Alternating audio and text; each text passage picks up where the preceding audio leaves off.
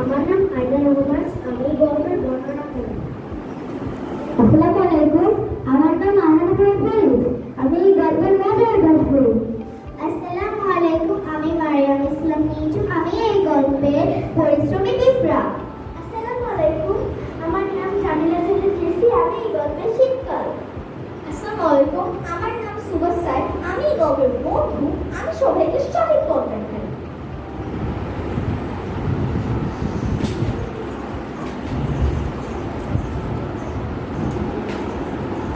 Start.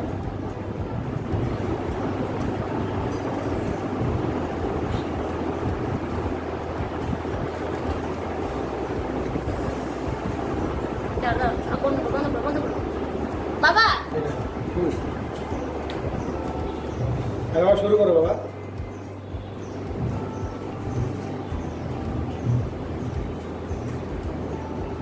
এক রোদেলা গরমের দিনে মাঠে এক ঘাস করে খুব আনন্দ সময় কাটাচ্ছি। দাদার লাগে সুন্দর দিন, খেলি, গান গাই, জীবনটা একদম মজার। একটু কষ্ট করি আজ, তাহলে শীতে থাকবো আরাম আর সাজ। এই বিপ্লব ভাই, এত কাজ করো কেন? এসে না একটু খেলি, গান গাই, মজা করি। না বন্ধু, এখন সময়ের কাজে, আজ কষ্ট করলে কাল থাকবো সুখে। হাসুন, তুমি কেন করতে চাও? শীত এলে খাবার বানানো খায়। আরে শীত আসতে থাকলে অনেক দেরি, আমি তো শুধু এখন আনন্দই করি। এভাবে দিন কেটে গেল, আর একদিন শীত চলে এলো। আমি শীত নিয়ে এসলাম ঠান্ডা আর কষ্টের হাওয়া।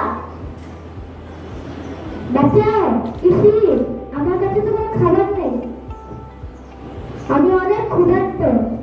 অসহায় ঘাস পড়ে তখন পিঁপড়ার দরজায় গেল। পিঁপড়ে পিঁপড়ে, আমি অনেক ক্ষুধার্ত, আমাকে কি একটু খাবার দিতে পারবে?